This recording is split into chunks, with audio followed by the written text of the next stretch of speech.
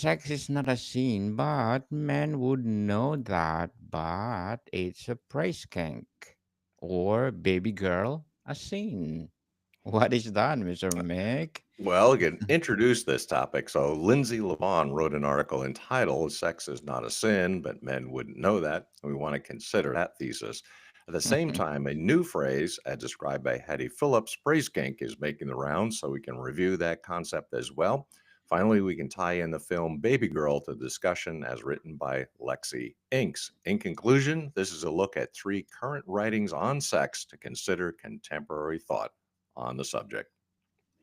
What is thesis of Lindsay Lohan, Mr. Mick? She considers that women are guilty from an early age. I don't know if she would identify original sin as the issue, but women are no doubt victims of the male gaze, as she states. There's a particular kind of guilt that is stitched into a woman's skin the moment she learns her body, excuse me, is more than just hers. That is something to be looked at, desired, feared, and controlled. It is a thing men will write stories about, place inside glass cases, and construct entire religions around while never asking what it feels like to exist inside it. Throughout history, there have been religions and spiritual movements where women or the divine feminine were at the very center. Sometimes it was the actual human women who were worshiped or seen as sacred, and other times it was goddesses or feminine forces that people built their faith around. A few examples: ancient goddess cultures. In prehistoric Europe and parts of the ancient Near East, women seem to have centered a lot of their spiritual life around goddesses. These mother goddess figures tied to fertility, the earth, and life itself. We don't know everything about them, but the focus on feminine power was huge. The cult of Isis, ancient Egypt, and also in Rome. Isis was one of the most beloved goddesses in Egypt, and later her worship spread all over the Roman Empire. To a lot of people back then, following Isis became almost like joining a deeply personal, emotional mystery religion with devotion centered completely around her. Shaktism and Hinduism. In India, there's a whole branch of Hinduism, Shaktism, where the ultimate power in the universe is seen as female. Goddesses like Durga, Kali, and Parvati aren't just important, they are reality itself. Even today, millions of people see the divine as feminine first. Inanna Ishtar worship in ancient Mesopotamia. Inanna, later known as Ishtar, was the fierce goddess of love, war, and political power. She had huge temples and entire priesthoods dedicated to her. She was worshipped for thousands of years, long before many of the major world religions we know today even existed. Real women worshipped as divine. In some newer or smaller religious movements, living women have been treated as divine too. For example, Mother Ann Lee, who founded the Shakers in 18th century America, was believed by her followers to embody the female side of Christ himself. And in modern times, a few new religious groups, sometimes cults, have had women leaders who are seen as living divine deities. So, if you're asking whether there's been a major world religion completely centered around worshiping a single historical woman, that's pretty rare. But if you're talking about religions where feminine power, whether goddess or human, is central, that's been happening for thousands of years. We can respond with something deeper and more natural explanation of something pretty subtle from the historian of religions, Mircea Eliada's work. Eliade, one of the big voices in the study of religion, had this powerful idea that in ancient times people lived in a world where the sacred and everyday were completely intertwined. The divine wasn't something far away, it showed up in the land, the seasons, the rulers, the animals, even the very structure of life itself. Reality had layers, and the sacred was right there, just under the surface of everything. But in modern times, especially with the rise of secularism, that connection to the sacred has gotten much thinner. The divine didn't disappear, it just went underground. It's still there, but it's harder to recognize. We've shifted into what Iliada called a profane way of living, meaning a life that's fanned out where things are just events, events are just events, and the deeper sacred meaning isn't obvious anymore. One way this shows up, Iliada suggested, is around sexuality. In older sacred cultures, the feminine was directly tied to mystery, creation, and the sacred. Goddesses, fertility rites, and rituals made that connection explicit. Women could be literal embodiments of divine power. But in today's secular world, that same intense pull towards the feminine, That awe, that almost religious longing has been displaced into sexual attraction. Instead of openly worshiping the feminine as sacred, modern people experience it as something romantic or a erotic obsession. The energy is still there, powerful, overwhelming, but it's been stripped of its spiritual language. What once might have been reverence for a goddess or sacred queen has turned into infatuation, fantasy, or even addiction to beauty and sex. In conclusion, we, meaning men primarily, still hunger for the sacred feminine, but because we don't have the old frameworks anymore, we often mistake that hunger for something purely physical. So, Mr. Mick, is sex for women too? Lindsay states that for women, we learn early sex is not for us. Not really. She views men as the takers and something that they praise themselves for providing to women. She considers that sex itself is never the problem. So, what is the problem? The problem is how men have made it theirs and theirs alone. She considers that men tell women what they are to be, and either they are the whore or the saint, the pure or the ruined. There is no in between, though every woman knows that's where we live, somewhere between desire and shame. Lavon thinks that women are in a conundrum between what we want and what we have been told we are allowed to want. Her perspective seems to be fairly common conclusion for women, and how it is a badge of honor for men and a scarlet letter for women. Women who enjoy sex may be written off as nothing more than a body, but surely that person is part of the decision making process as well. She may think of herself as just a body or just for sex too, and not all men treat a woman as an obstacle or are only concerned about their pleasure. Lindsay does indicate a common meme among women when she maintains that a female body is just a body, though that does not sound all that glamorous. Or if our bodies were just bodies, not battlegrounds, not prizes, not property. Most of our argument seems to be based on poor experiences with men, but to argue that they are universal and common overstates her case. She suggests that women know what they want, but they have just spent centuries being told that knowing ourselves is dangerous. In conclusion, sex is good for women too, but they have been repressed. Indeed. What is the language of control, Mr. Mick? Lindsay Lavon states that there is a reason religion has spent centuries trying to control women's bodies. She added that men write laws about what we can do with them. A reason our pleasure is censored, our desire is policed, our choices are debated as if they are not ours to make. They call it purity, modesty, virtue. They dress it up as morality. They tell us it's about protecting us, keeping us safe, shielding us from the dangers of men who cannot control themselves. But the truth is that there has never been about protection. It has always been about power. While it's true that religious traditions have historically influenced views on gender and sexuality, it's an oversimplification to say that religion only exists to control women's bodies. Many scholars, theologians, and believers argue that religion has also served as a source of dignity, identity, and empowerment for women, and that restrictive interpretations are often more cultural than doctrinal. Take Augustine, one of the most influential early Christian theologians. He wrote extensively on the body, desire, and the human condition. While Augustine's views on sexuality were certainly shaped by his time, he also emphasized the spiritual equality of men and women before God. In The City of God, he wrote, "The woman, together with her own husband, is the image of God, so that the whole substance may be one image." Though debated, this idea plants seeds for later Christian reflections on mutual dignity and personhood. Furthermore, religion has frequently offered women leadership roles, both formal and informal, especially in education, healthcare, and justice.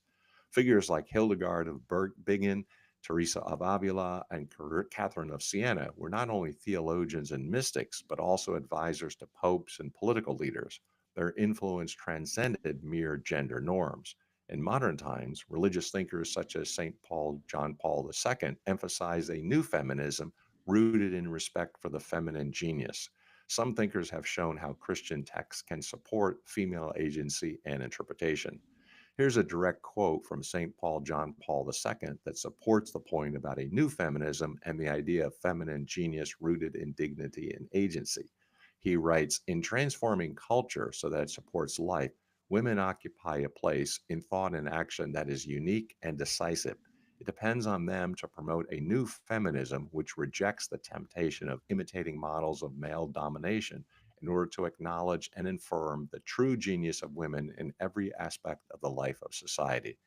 This quote reflects John Paul II's consistent call throughout his papacy for a deeper respect for women's contributions, not by erasing their differences from men, but by valuing their distinct dignity and role, spiritually, socially, and intellectually.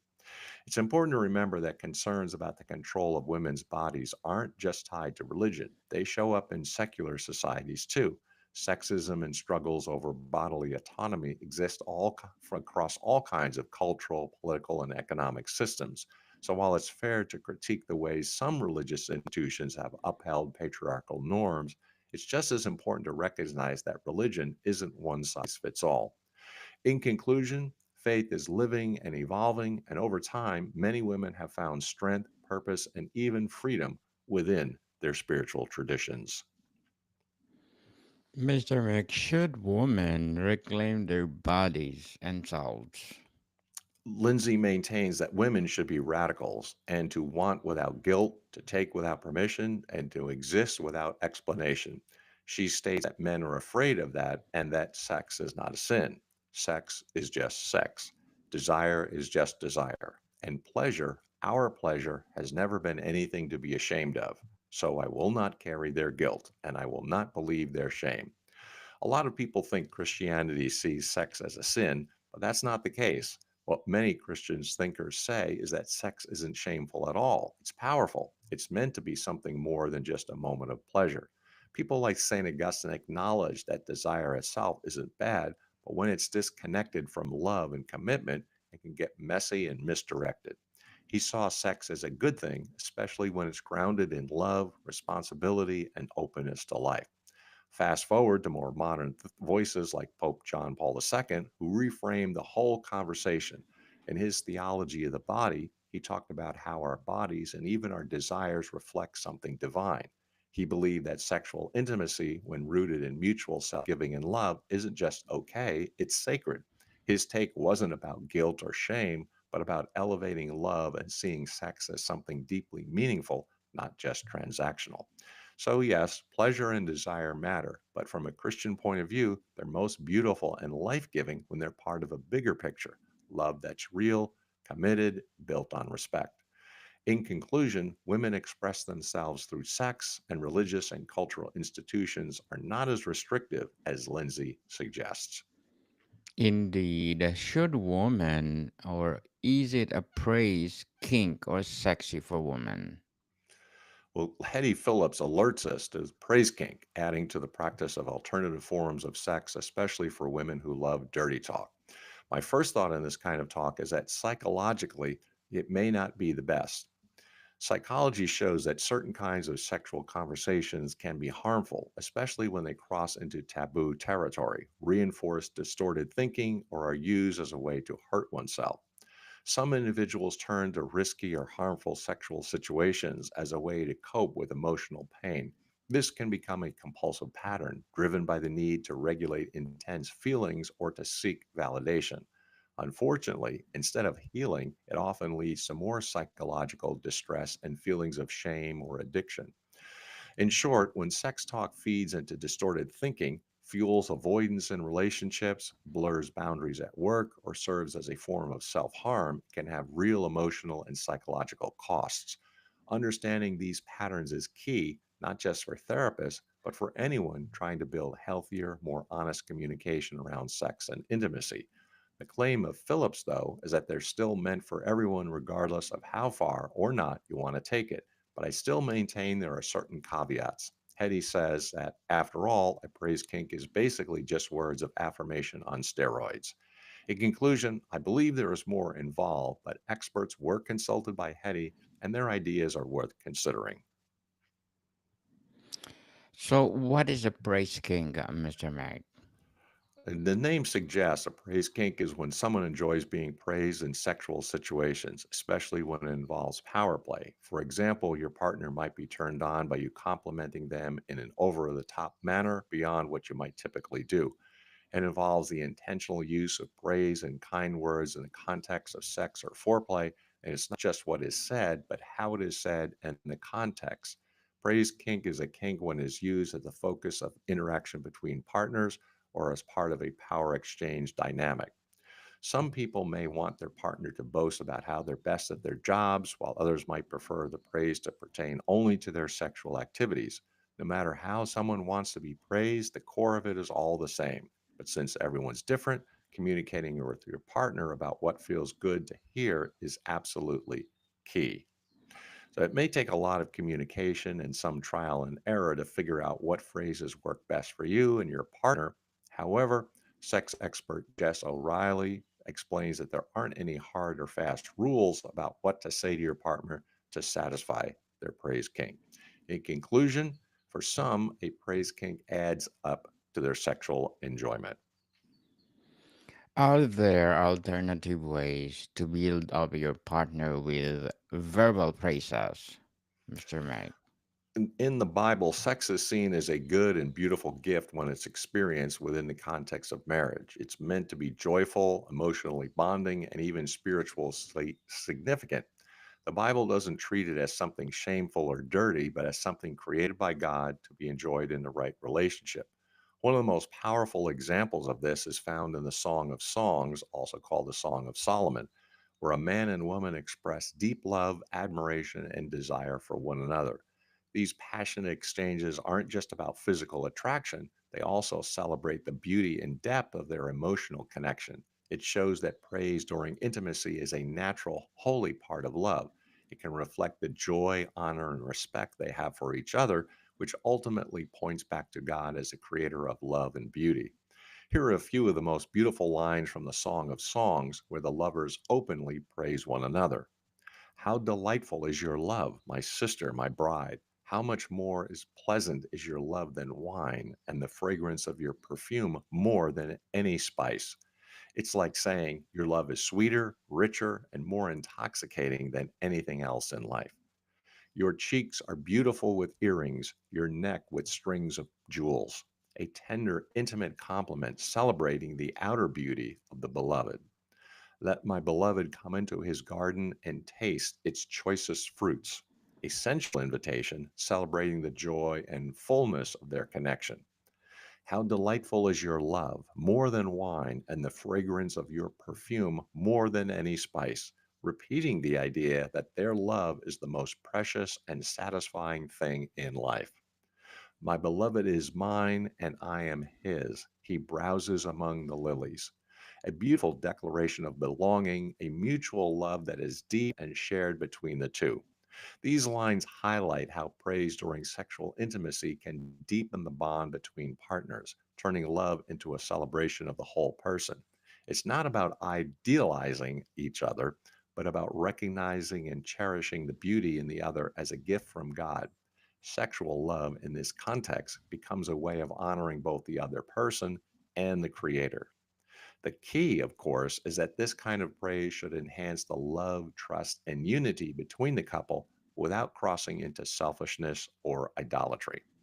In conclusion, when it's rightly ordered, sexual love in life affirming context can reflect the joy, beauty, and respect that God designed it to be. Indeed, the beauty of love. Can baby girl kink heal, Mr. Mike? Lexi Inks lingered after screening the film Baby Girl because she had seen parts of herself staring back at her on the silver screen. She is not a powerful CEO, a wife, and a mother having an illicit affair. The main character, Romy, Nicole Kidman, shares a few core similarities. They both came from childhood that's impacted their respective lives in many ways that others can't relate to. While the film doesn't exactly clarify what exactly Romy experienced growing up, she tells her husband that she's always had these dark thoughts that may explain the confusion she experiences about her sexual desires. At one point, she is also seen experiencing what looks like eye movement desensitization and reprocessing, a specialized form of trauma therapy known as EMDR. Lexi received EMDR treatment after being raised in an environment ravaged by purity culture and religious control. It still appears to be an odd fit since Inks is gay and she identifies with a straight woman having an illicit kink affair. As a sex positive person, she is more than entertained baby girl. In some odd way, she says, I feel seen by it. When Romy first starts exploring her kinks with Samuel, she quickly realizes she enjoys telling him what to do, her tell what to do, demanding her even. This is where their power dynamic begins. Romy, as a submissive, is turned on by Samuel's role as a dominant, and they begin a dom sub dynamic together. Lexi continues, though, that as someone with real life experience in sexual power play and kink, the film doesn't display a healthy or emotionally safe example of this type of relationship. Between Romy cheating on her husband with Samuel and the toxic manipulation they both engage in, I wouldn't suggest that anyone follow their relationship as a model. She doesn't tell us why the practice isn't healthy or offer advice about how participants would know whether they're acting healthily or not. Lexi is clear that religion led her to resent having no control over her life, and there were many rules in her household. Oddly, she concludes, I've come to believe that these feelings are exactly why I choose to play the role of a submissive in the bedroom. If religion were so controlling, I would think that she would desire to be more assertive, but this is not the case. Then, contradictorily, she recognized a pattern in her dating habits to date notably older men. They are usually successful in their careers and they all exude masculine dominant energy. When in a more straightforward case, she found emotional safety and comfort in the ways that those traits allow her to stay in her feminine energy, as they say. This is considered a soft girl in these relationships. In both cases, Lexi wants the partner to set the tone, call the shots, and with her consent, tell her what to do. And then she can relax and enjoy the moment. Because of her career makes her the boss, she can heal through the relief of not being in charge. She reports that it is freeing to choose submission rather than the role being foisted upon her. This is where Romy and Lexi intersect with the giving up of power, pressures, and responsibilities. The character in the film seems to find healing. Even her marriage is better because of her exploration with Samuel. She feels happier, freer, and uninhibited. She was empowered to say what she felt and take what she deserved. Major mistakes were made along the way that she does not elaborate on, so I wondered what those might be. Lexi feels that the power is ultimately mine, and she can choose to use a safe word at any moment to rescind my decision, or I can even embody the role of a brat and add a little spice to my submission, and I often do. This experience allows me to fully embrace pleasure, relaxation, and playfulness. I get to be my raw, sexual self by feeling cared for and even adored. And like Romy, she loves to be called a good girl. However, some secular critics touch on moral and ethical themes about the film. For instance, the Montage Review notes that the film concludes with a moralistic twist where Romy's husband discovers her infidelity and begins attending church. This development suggests a return to traditional values and could be interpreted as a critique of the consequences of extramarital affairs. Similarly, The Guardian describes the film as expertly done but suspect at its core, indicating that while the film is well crafted, it may lack a solid moral foundation. Notably, Plugged In, a Christian media review site, provides an analysis that critiques the film's explicit content and its portrayal of sexuality. The review emphasizes that the film earns its R rating within the first 5 minutes, highlighting its focus on sexual content throughout. It notes that actions typically kept private are displayed openly, suggesting that the film's attention to sex never wavers from that point on. Additionally, the parental guide for Baby Girl mentions that the film contains minor scenes of violence, including a fight between two men and a dog attack, as well as emotional and psychological tension. In conclusion, these reviews provide perspectives that focus on the moral and ethical implications of the film's content, particularly from a Christian viewpoint. So, Mr. Mick, how can we wrap up this discussion about this topic? From a Judeo Christian perspective, Lindsay Levaughn's claim in Sex is Not a Sin carries a partial truth but misses the deeper context of God's design for human sexuality. The Bible affirms that sex is a beautiful gift created by God for intimacy and procreation within the sacred covenant of marriage, Genesis 2:24 and Song of Solomon. It's not inherently sinful. Scripture celebrates its joy when expressed in a committed, loving relationship between husband and wife. However, Lavan's broad assertion risks overlooking the boundaries God sets, which protect us from harm and honor the sanctity of the body as a temple of the Holy Spirit. 1 Corinthians 6:19 through 20. Sex outside these boundaries, whether through casual encounters or exploitation, can lead to emotional, spiritual, and physical wounds which the Judeo Christian tradition seeks to guard against. The issue isn't men's ignorance, but a cultural drift from seeing sex as a holy act meant to reflect God's covenantal love, not just personal desire. Hetty Phillips's exploration of the praise kink, a term gaining traction in modern discourse, highlights a cultural fascination with sexual expressions that emphasize power dynamics and affirmation. From a Judeo Christian lens, this trend can be approached with compassion, but also caution. Human longing for affirmation is God given. We're wired to seek love and value, Psalm 139:14. Yet the praise kink, often tied to dominance and submission as seen in popular media, can distort this loving by tethering worth to fleeting sexual validation rather than the unchanging love of God. Scripture calls us to find our identity in being fearfully and wonderfully made, not in roles that might reduce intimacy to performance or control. Ephesians 5:21 through 33. While the desire for connection is universal, the Judeo Christian tradition gently redirects us to mutual respect and self giving love in relationships, avoiding dynamics that could erode the dignity God bestows on each person. Lexi Ink's discussion of the film Baby Girl, which delves into an affair, reflects a cultural narrative that often glamorizes sexual exploration as a path to self discovery. The Judeo Christian tradition, while acknowledging the complexity of human desire, offers a different vision. The film's portrayal of power imbalances and risky behaviors might captivate audiences, but Scripture warns against pursuits that prioritize self gratification over holiness. Romans 12:2. God's call is to a love that is mirrors Christ's self sacrificial devotion, not one that flirts with shame or manipulation, even consensually. Baby Girl may spark conversations about desire, but the Judeo Christian perspective invites us to seek fulfillment in relationship that honors God's design, rooted in commitment, mutual honor, and the pursuit of spiritual holiness. In conclusion, with grace, we're reminded that true freedom comes not from indulging every impulse, but from aligning our desires with God's redemptive purpose. Yes, indeed. With grace, beautifully articulated, Mr. Nick.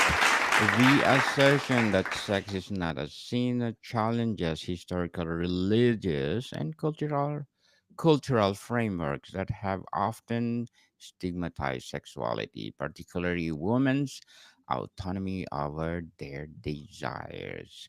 Another great episode on Sex 101. And Mr. Mick, would you like to plug in something?